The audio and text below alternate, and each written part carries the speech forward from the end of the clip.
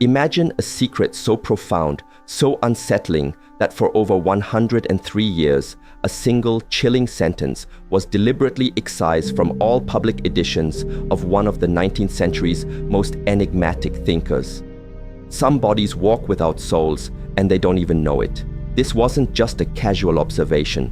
It was the explosive core of a manuscript Shi Heng Yi, the controversial founder of the Theosophical Society, delivered in 1891. Its pages literally sealed with black wax and stamped with 3 cryptic crossed-out words, "Vessels without light." The instructions accompanying this volatile document were stark and absolute. Do not disclose while the world still believes everyone is human. This wasn't mere academic caution. It was a desperate plea to protect a truth deemed too dangerous for an unprepared humanity. For decades, this manuscript, a veritable Pandora's box of spiritual revelation, lay hidden within an intricately designed teakwood box, its complex lock mechanism requiring 3 different keys, each entrusted to a separate high-ranking guardian within the Theosophical Society. So profound was the secrecy that even uttering its name was forbidden to all but the most trusted initiates, those who had arduously passed the 7th grueling degree of esoteric training. But what lay concealed within those final yellowed pages? A revelation so potent it promised to shatter your understanding of human existence and forever alter the way you perceive the very eyes of those around you. Prepare yourself, for the knowledge locked away for over a century is about to unfold, explaining phenomena that modern psychology still grapples with, addressing that inexplicable void you might sometimes sense in others, that peculiar, unsettling feeling that something utterly fundamental is missing behind their gaze. The story begins in the humid, charged atmosphere of British India during the winter monsoon of 1891. An ailing Shi Heng Yi, her hands swollen and trembling with rheumatism, dictated her final explosive text to a trusted disciple within the walls of her Adyar residence. The relentless drumming of rain against the windows, a fitting soundtrack to the momentous secrets being transcribed. This document, she insisted, was never to be published in her lifetime. With a will that defied her physical frailty, she personally pressed the seal into the cooling black wax, mixing it with a mysterious substance she cryptically called protection powder, later analyzed and identified as a potent compound of frankincense and a rare, luminous Himalayan mineral. Its destiny was to be archived in Paris under a strict "no reading for a century" clause, a testament to its shocking central claim that there exist beings, indistinguishable in human appearance, who have never housed a soul, who walk among us as functional, yet hollow, imitations of humanity. The manuscript's journey to this clandestine repository was an epic in itself. Shrouded in diplomatic protection, it changed hands no fewer than 17 times, a silent, potent secret passed between shadowy figures before finally reaching its intended sanctuary in the private collection of the Musée Guimet. There, it lay dormant, undisturbed through the cataclysms of 2 world wars, the upheaval of revolutions, and the complete reshaping of European society, a ticking time bomb of forbidden knowledge. The custodians, a lineage of guardians, passed down their solemn responsibility through generations, many never knowing the precise, explosive nature of the truth they so diligently protected, only that it must remain sealed, its contents a secret too profound for the world. For generations the secret held. Then in 1994, the seal was broken, not by design, not by decree, but by a trembling accident. A restorer at the Musée Guimet, tasked with preserving ancient artifacts, inadvertently violated the sacred envelope. As the yellowed pages revealed themselves in the dim, hushed light of the conservation laboratory, she would later describe a peculiar, almost electric sensation coursing through her hands as she handled the document. Like static, she said, but colder, more invasive. And the smell, not the familiar dusty scent of old paper, but something sharp, metallic, akin to ozone after a fierce lightning strike. This manuscript, penned under such extraordinary circumstances, seemed to carry an aura of its own.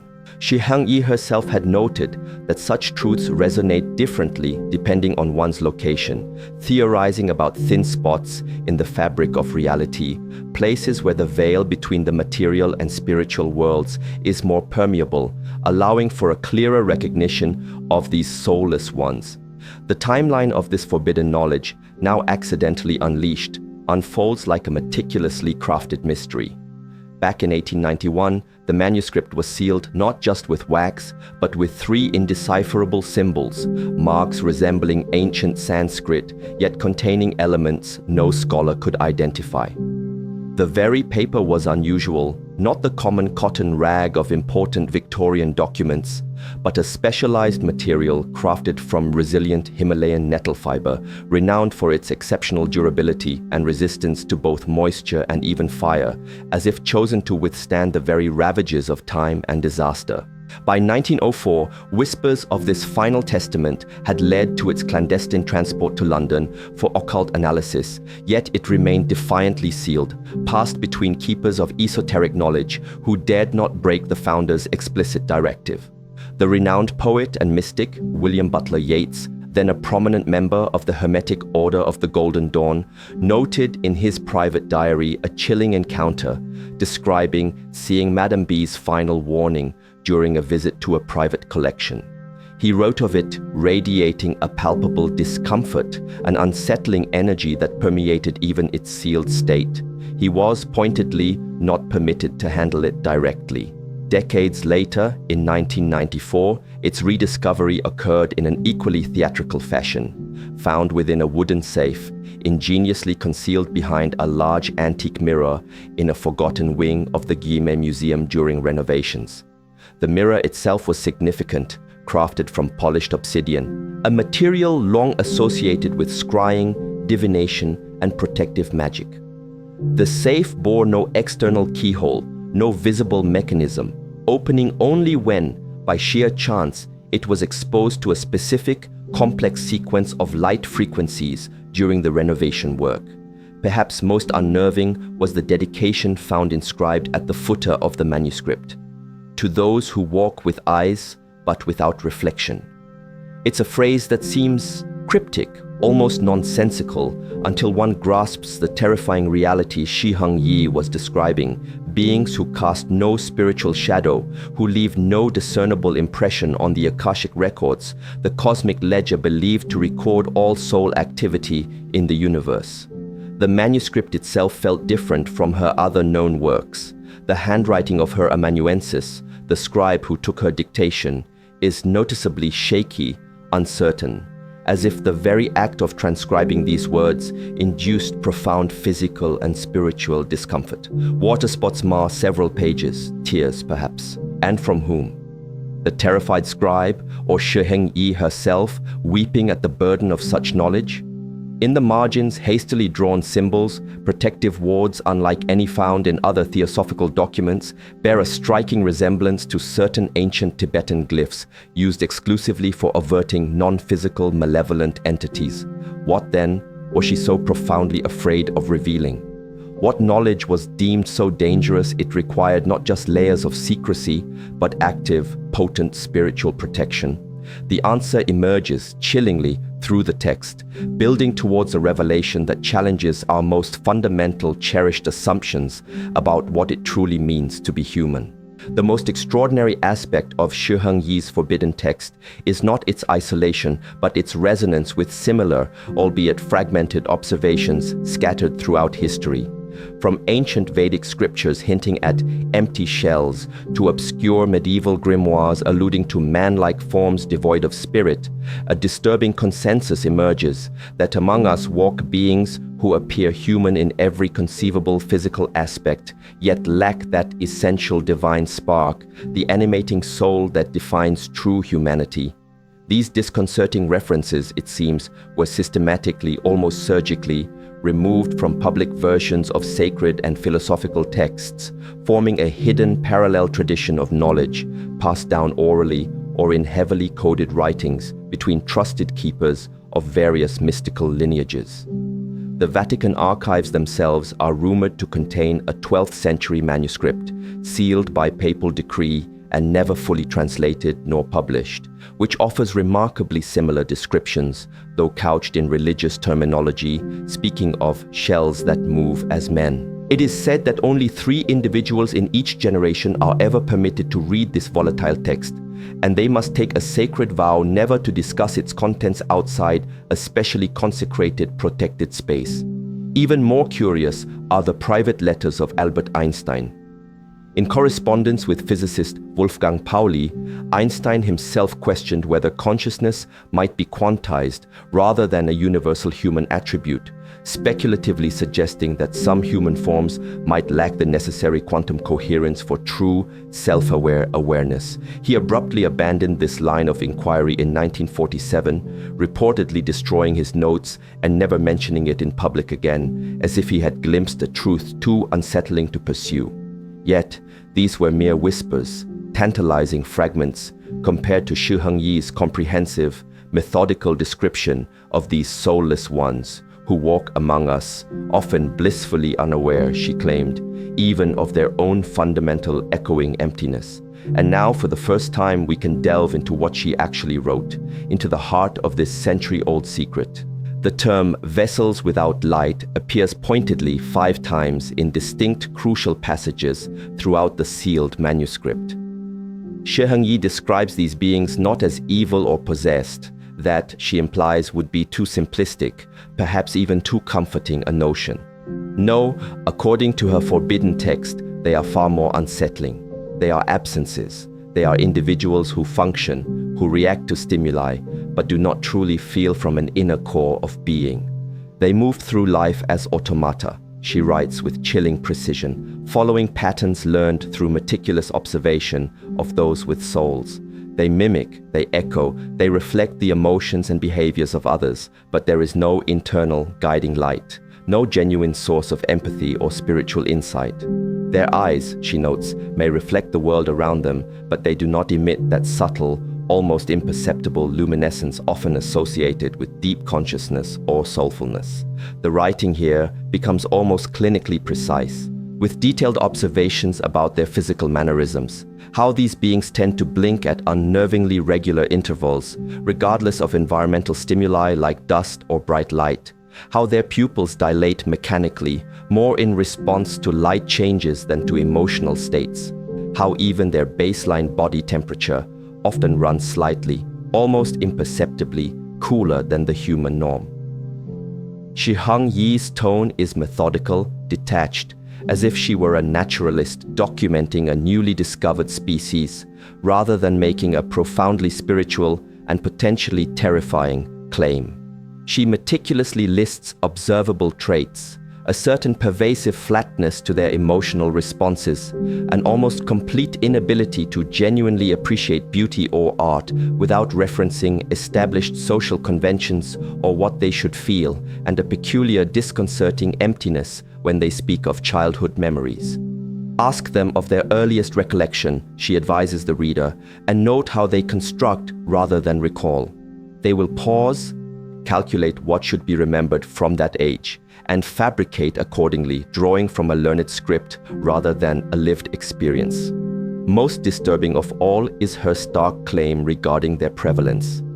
These beings, she asserted, constitute between a staggering 17 and 23% of the global population, a range she purportedly calculated based on extensive observations across 5 continents and clandestine consultations with fellow sensitives, individuals believed to possess the ability to detect this profound absence of soul.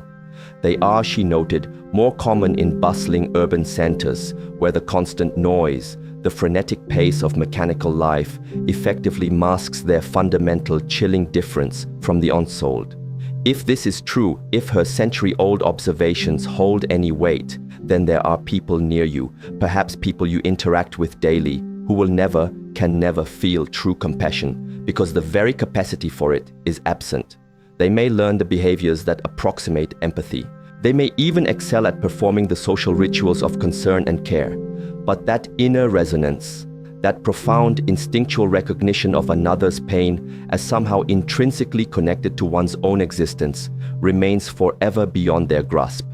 When one first encounters these passages, a shiver of uncomfortable recognition might run down the spine. Haven't we all at some point sensed an inexplicable, hollow emptiness in certain individuals? That odd, unsettling feeling when someone's words and actions, though technically appropriate, don't quite align with the emotion they should convey, creating an uncanny valley of human interaction where something vital feels profoundly, fundamentally missing. Modern psychology might attempt to categorize such individuals under labels like psychopathy or sociopathy, but Shi Heng Yi was describing something far more elemental. Not a disorder of an existing soul, but the complete stark absence of one altogether.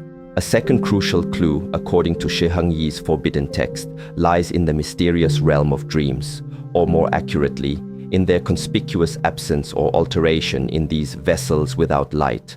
She adamantly claims that the soulless either do not dream in the way unsouled humans do, or they experience dreams without light, without faces, without voices.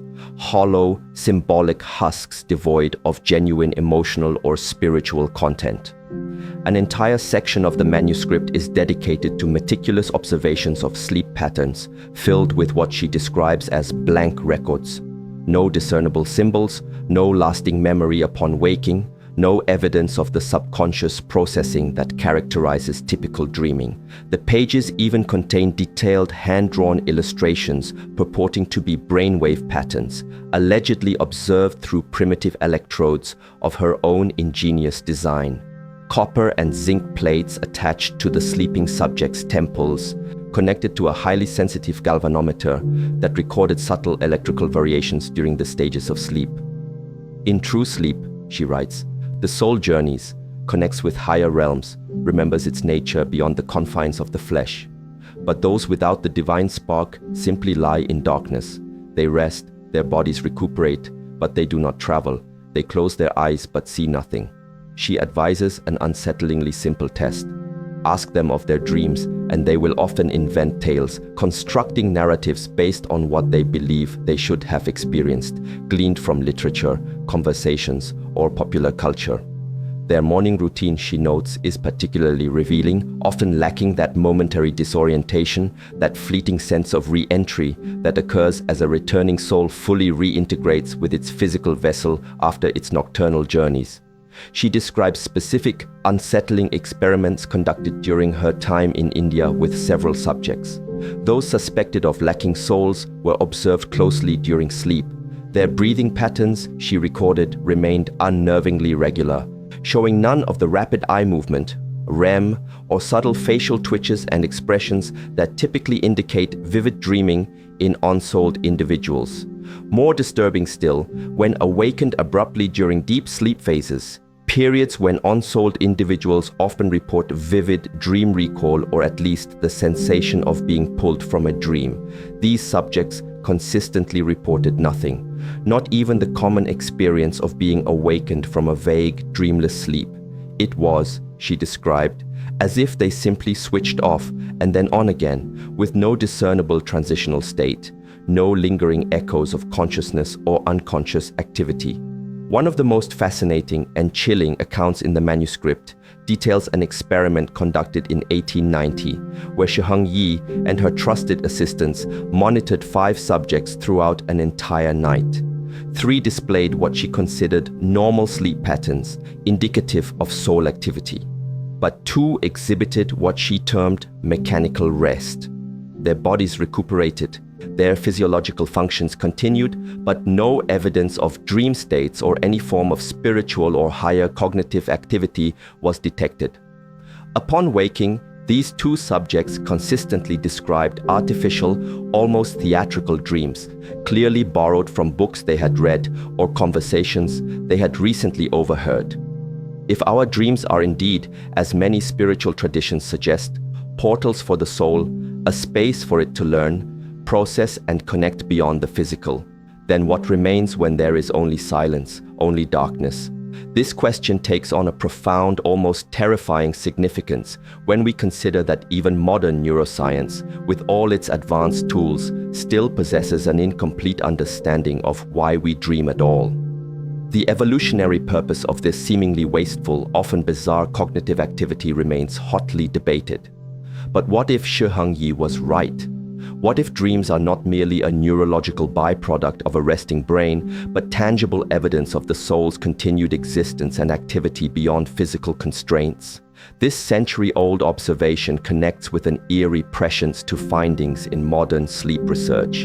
In 2018, neurologists at the University of Wisconsin documented rare cases of individuals who, despite appearing otherwise healthy, show no physiological evidence of REM sleep, the phase most commonly associated with vivid dreaming.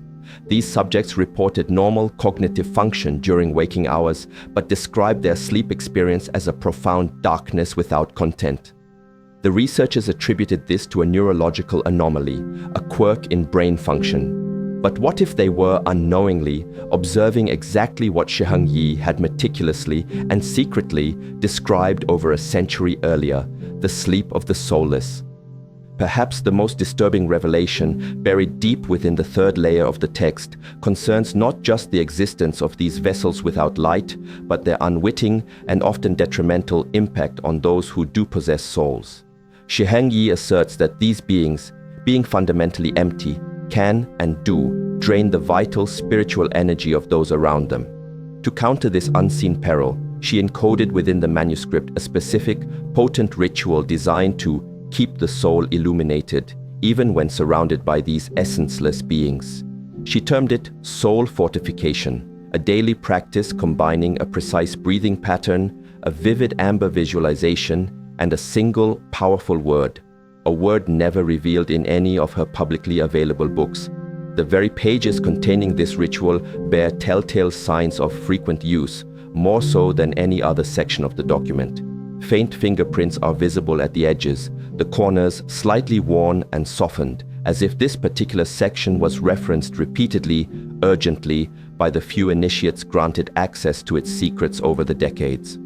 The ritual itself, she details, requires 12 minutes at dawn, facing east. The breath must move in a specific 4-4-8 pattern. Inhale for 4 counts, hold the breath for 4 counts, and then exhale slowly for 8 counts. While performing this rhythmic breathing, one must simultaneously visualize a radiant, warm amber light collecting at the center of the chest, at the heart chakra. With each complete breath cycle, this light must be seen to expand, growing brighter and larger, until it forms a protective, luminous sphere around the entire body. This mentally constructed sphere of light, Shi Heng Yi insisted, must be consciously maintained throughout the day and refreshed even momentarily whenever one encounters an individual suspected of being a vessel without light. The most critical element, however, is a mantra, a single word written in the text using a complex substitution cipher that, according to notes accompanying the manuscript's later analysis, took skilled cryptographers 3 arduous months to decode. The word itself translates roughly from Sanskrit to "I remain," though the original carries far deeper, more resonant connotations of conscious active persistence, of being against the forces of dissolution and emptiness. Shi Heng Yi claimed that the specific sound vibration of this word, when uttered with focused intent, strengthens the subtle electromagnetic field that anchors the soul to the physical body, a concept remarkably prescient of theories later developed in the fringes of quantum biology concerning biophotons and human energy fields. Without this daily exercise, this conscious fortification, Shi Heng Yi warns with grim gravity, even an experienced initiate can slowly find their own inner light extinguished. For the soulless, she clarifies, are not malevolent by design. They are not consciously seeking to harm. They are, by their very nature, empty vessels, and like a vacuum, they unconsciously, almost gravitationally, draw what they lack from those around them who possess it in abundance. Spiritual vitality, emotional resonance, the very essence of soul. She describes the initial sensation of this energy depletion as subtle, almost unnoticeable. A slight, inexplicable cooling of the hands and feet, a momentary fleeting disorientation, a peculiar feeling of having forgotten something important, though one cannot say what. But with prolonged or repeated exposure, she warns, The effects become far more severe: chronic debilitating fatigue that no amount of rest can alleviate, a pervasive emotional numbness, a gradual detachment from one's own feelings and intuitions, and eventually a state she chillingly calls soul sleepiness, where one's vital connection to higher consciousness, to the divine spark within, begins to dangerously attenuate, to dim and flicker like a dying flame.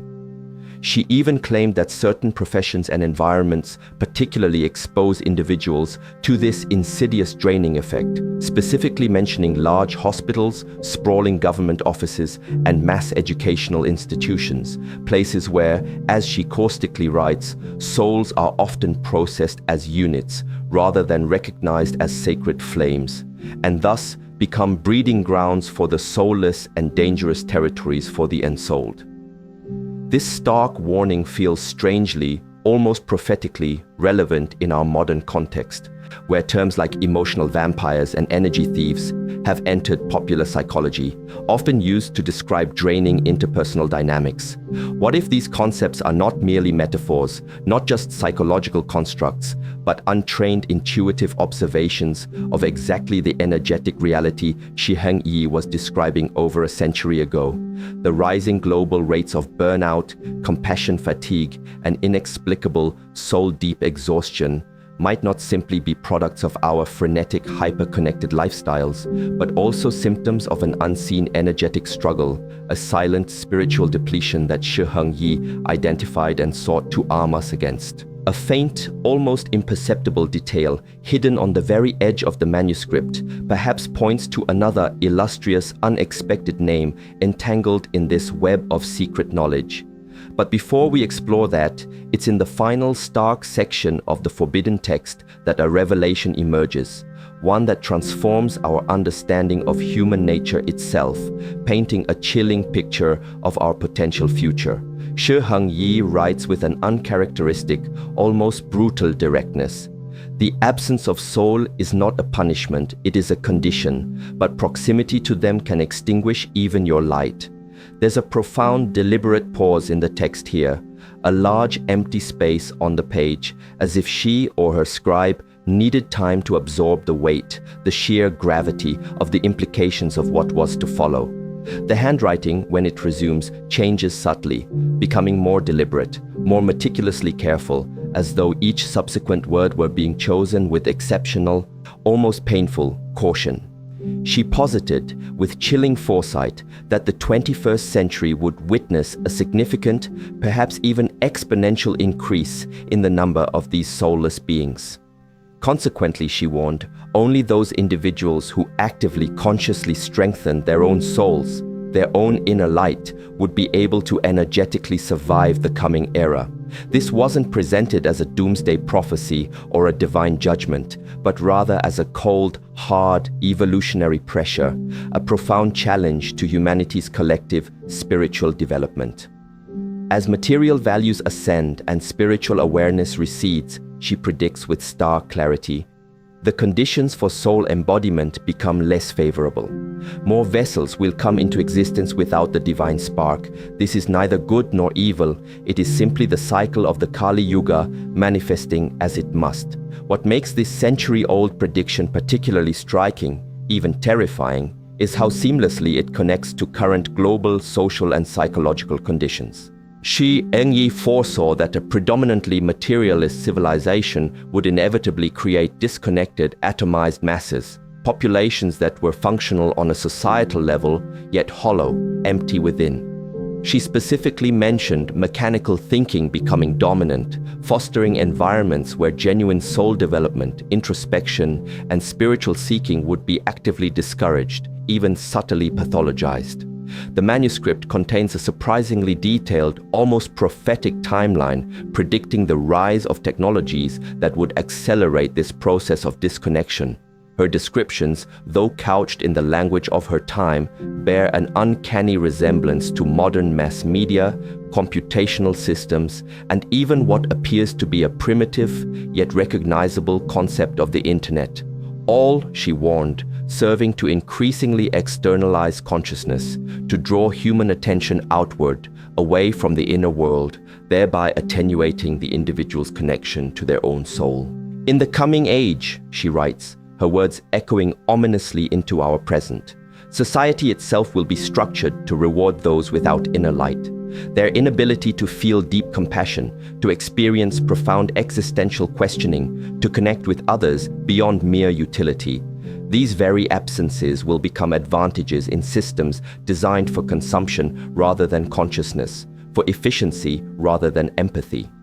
She describes with chilling accuracy how traditional soul-nurturing practices, deep contemplation, genuine artistic expression, communal spiritual rituals, would be systematically devalued, marginalized, and often replaced by superficial simulations of spiritual experience, entertainments for the psyche that provide temporary emotional relief or distraction without facilitating any actual lasting soul development. This passage reads like an eerie, precise premonition of modern phenomena such as widespread burnout, pervasive emotional detachment, the curated superficiality of social media personas, and the crisis of meaning that afflicts so many in affluent societies, realities that wouldn't fully manifest for another century after her penning these words. Her description of people increasingly constructing artificial identities based on external validation and fleeting trends, rather than cultivating an authentic self rooted in internal values and soul awareness, feels disturbingly, undeniably relevant to our current cultural moment. And if this is true, if even a part of your persistent, inexplicable exhaustion isn't entirely your own, what if you are, unknowingly, being subtly, consistently drained by someone who never had a soul to exchange energy with in the first place? Consider for a moment how often you felt inexplicably depleted, hollowed out after interactions with certain people, not because of overt conflict or strenuous activity, but due to something far more subtle, more insidious, as if some essential vitality, some precious inner light had been quietly siphoned away. Modern psychology might label this an interaction with a high-conflict personality, a narcissist, or someone with severe attachment issues. But Shi Heng Yi's framework suggests something more fundamental, more existentially stark, an encounter with an individual constitutionally incapable of generating their own spiritual energy, and thus, like a psychic black hole, compelled to draw it from others. The pages detailing how to recognize these insidious energy depletions show signs of particular intense wear, corners turned down, edges softened by repeated touch, as if this section was referenced frequently, desperately, by the few permitted to access the document's secrets. Shi Heng Yi lists specific, subtle physical symptoms that act as an early warning system. A sudden, inexplicable coolness in the center of the chest, a slight, persistent pressure behind the eyes, a momentary, disconcerting difficulty remembering simple, common words. These sensations, she writes, are your soul's warning system, alerting you to energetic depletion. Heed them immediately by removing yourself from the interaction and performing, at minimum, the 3 sacred breaths of fortification. The symbol intricately engraved on the back cover of the original manuscript provides an electrifying clue, one that coincides with another forbidden, or at least highly restricted, manuscript penned by none other than Rudolf Steiner, the founder of anthroposophy. This unexpected, almost unbelievable connection emerged only when meticulous researchers compared Shi Heng Yi's secretly preserved document with Steiner's private papers from around 1913. In these papers, Steiner makes cryptic references to Shi Heng Yi's solemn warning about the hollow ones, and astonishingly uses an identical, complex sigil as a protective mark. The symbol itself resembles an intricate geometric pattern, part sacred mandala, part complex mathematical equation, a design that Steiner later significantly incorporated into the very architecture of the first Goetheanum, his spiritual center in Switzerland, particularly in windows designed to filter light in specific, spiritually potent patterns. Steiner, who founded anthroposophy after a significant philosophical break from the Theosophical Society, rarely mentioned Shi Heng Yi by name in his later voluminous works. Yet, this shared, potent symbol strongly suggests a direct, albeit clandestine, transmission of highly sensitive knowledge. It implies that Steiner not only knew about this terrifying teaching concerning soulless beings, but considered it critically important, significant enough to incorporate its protective sigil into the sacred geometry of his own esoteric system. Indeed, his later lectures on elemental beings, the nature of evil, and the challenging threshold of the spiritual world contain veiled, yet strikingly similar, references to concepts akin to Shi Heng Yi's vessels without light, though he approached the subject from a distinct, Christocentric philosophical framework. What then does this intricate web of secret knowledge, shared symbols, and dire warnings mean for us today, living in the very era Shi Heng Yi foresaw as being so perilous for the unsouled? In one possible scenario, conscious individuals, awakened to this hidden reality, learn to meticulously preserve their essence. They might adopt practices of daily energetic maintenance, like the soul fortification ritual, become far more discerning and selective about their deep emotional connections and intimate relationships, and develop an intuitive, almost instinctual recognition of those individuals who consistently drain rather than exchange vital energy. This isn't about fostering judgment or spiritual elitism, Shi Heng Yi stresses, but about essential spiritual self-preservation in an increasingly energetically depleting world. She suggests specific practices beyond the core protective ritual: regular, immersive exposure to raw, natural elements, particularly the cleansing power of flowing water and the vitalizing energy of direct sunlight; the dedicated cultivation of creative expression that requires no audience, no external validation, performed purely for the soul's own nourishment; and regular, intentional periods of complete solitude, allowing the soul to remember itself without the constant barrage of external stimuli and the subtle psychic demands of others.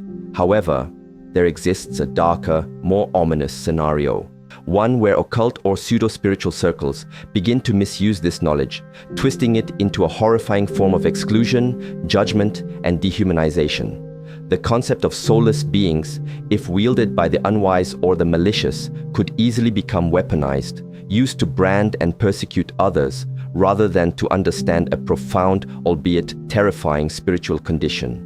This grave potential for misuse, this inherent danger, might well explain why the manuscript remained so fiercely guarded, so deeply sealed, for over a century. In the final poignant pages, Shi Heng Yi herself expresses this very concern with palpable anguish. This knowledge must be protected, she implores, not only from the profane, the uninitiated, but also, and perhaps more importantly, from those within the esoteric circles who would use it to divide rather than to discern, to condemn rather than to comprehend. The recognition of vessels without light, she insists, should ultimately inspire a profound, albeit detached compassion, not fear or revulsion, for they are not enemies, but expressions of a cosmic necessity, a cosmic shadow. Imagine then the possibility of rediscovering, reaffirming, and fiercely protecting your own soul amidst the teeming, often overwhelming crowd, armed with the wisdom to identify and shield yourself from those who, through no fault of their own, only know how to draw from others, never to genuinely reciprocate the flow of spiritual energy. In a world grappling with increasing disconnection, alienation, and an epidemic of unexplained exhaustion, this ancient, forbidden knowledge transforms from a mere esoteric curiosity into a vital toolkit for practical spiritual survival. The manuscript fittingly concludes not with a curse or a final judgment, but with a detailed, powerful meditation designed for strengthening the intricate, vital connection between physical awareness and spiritual consciousness, a practice Shi Heng Yi claimed would not only protect against insidious energy depletion, but would also gradually awaken dormant soul potentials, unlocking hidden capacities within the earnest practitioner. The question then weighs heavily upon us. If you possess this knowledge, would you share it with someone close to you, risking panic or disbelief, or would you keep it secret? A silent, heavy burden. This isn't a mere rhetorical question. The responsibility of such awareness is immense, for to truly recognize the possibility of the soulless is to see the world and everyone in it through an entirely new and often unsettling lens. It is to understand, perhaps with a tinge of sorrow, that some forms of emptiness simply cannot be filled. Some connections can never truly be formed, no matter how much love, attention, or energy is poured into them. Shi Heng Yi suggests that this profound recognition fundamentally changes how one navigates every aspect of life, relationships, career choices, even the very geographic locations one chooses to inhabit. For some environments, she believed, naturally support and nourish soul vitality, while others actively, insidiously deplete it. The broken seal on that fateful envelope in 1994 held more than just Shi Heng Yi's words. It held a number, a cataloging mark perhaps, which through an astonishing feat of cross-referencing esoteric archives appears in another, equally forbidden, or at least intensely private file, a file connected to Carl Jung's infamous Red Book. Within the deeply personal, hallucinatory yet profound explorations of his Red Book, Jung describes encounters with archetypal figures and entities he chillingly termed empty people, beings who seem to lack an authentic inner core. This unexpected connection suggests a hidden lineage of observation, a quiet current of shared awareness about this phenomenon, spanning multiple, often disparate, spiritual traditions and pioneering psychological frameworks. Jung, a man who delved into the deepest recesses of the human psyche, never publicly acknowledged reading Shi Heng Yi's secret final manuscript. However, his private correspondence, particularly letters exchanged with the physicist Wolfgang Pauli, who, as mentioned, also corresponded with Einstein on similar themes, contains a startling passage. In one letter, Jung mentions Shi Heng Yi's final warning, noting with his characteristic psychological acuity that its descriptions aligned disturbingly well with his own clinical observations of certain patients, individuals who displayed a perfect persona function, a flawless social mask, yet seemed to possess no discernible individual essence, no true self beneath the carefully constructed facade. And if these empty vessels, these passively draining entities, are just the first, most basic layer of this unsettling reality, what if there's a second, more sophisticated and infinitely more dangerous type? What if, as Shi Heng Yi briefly, chillingly alludes to in her manuscript's final, almost whispered paragraph, there are soulless beings capable of perfectly mimicking feelings, of simulating profound emotional connection so convincingly that even trained observers, even those equipped with esoteric knowledge, cannot easily distinguish them from the truly ensouled. This terrifying possibility, mentioned almost as an afterthought, a dark premonition, opens an even more disturbing dimension to her revelations.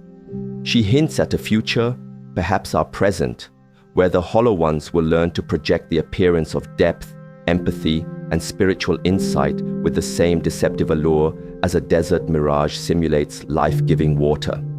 This adaptive, mimetic capacity would make identification nearly impossible without specific, highly advanced esoteric training or an almost preternatural level of spiritual discernment.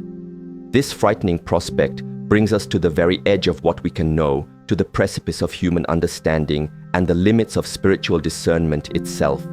Perhaps this is why the manuscript, after all its detailed descriptions, warnings, and rituals, concludes not with a final technique or a definitive answer, but with a heartfelt, almost desperate prayer, an acknowledgement that ultimate understanding, true protection, and the preservation of the human soul may lie beyond purely intellectual grasp or methodical practice, residing instead in the realm of grace, intuition, and divine assistance. The final paragraph, penned in Shi Heng Yi's own visibly frail yet resolute hand, rather than dictated to her scribe, reads with a profound sense of urgency and love for humanity. May those with the divine spark recognize each other in the growing darkness. May they preserve the sacred flame, not through separation and fear, but through conscious communion and courageous love. For the age comes swiftly when light itself must learn new ways of shining, new ways of enduring. If the words and concepts explored in this unfolding revelation resonate with something deep within you, something you've perhaps sensed or felt intuitively but could never quite articulate, know that you are not alone. Your very recognition of this uncomfortable truth isn't coincidental. It strongly suggests that your own soul is vibrant, awake, and perceptive enough to discern the subtle yet profound distinctions Shi Heng Yi so painstakingly described. This awareness, this inner knowing, itself forms a potent initial layer of protection, a first crucial step toward conscious energy management and spiritual self-preservation in an increasingly complex and at times energetically depleting world. The journey into such profound and challenging truths is ongoing. In our next exploration, we will delve into the startling intersection of modern physics and ancient mysticism, examining Einstein and the secret calculation, the minimum frequency to keep the soul active. We'll uncover the story behind his alleged hidden equations that attempted to measure consciousness itself, and the terrifying reasons why he purportedly destroyed most of these notes after reaching a conclusion deemed too dangerous, too paradigm-shattering to share with the unprepared world of 1954. We will also bridge the gap between quantum field theory and what mystical traditions have long called the subtle body or aura, providing a potential scientific framework for understanding exactly how these soulless beings, as described by Shi Heng Yi, might unconsciously drain energy from the onslaught. Remember, the deepest truths don't always shout from the rooftops. Sometimes they merely whisper, patiently waiting for those whose hearts and minds are ready and quiet enough to hear. And in a world increasingly filled with deafening noise and endless distraction, the ability to hear that subtle, essential whisper may be the most valuable and vital skill you can ever develop.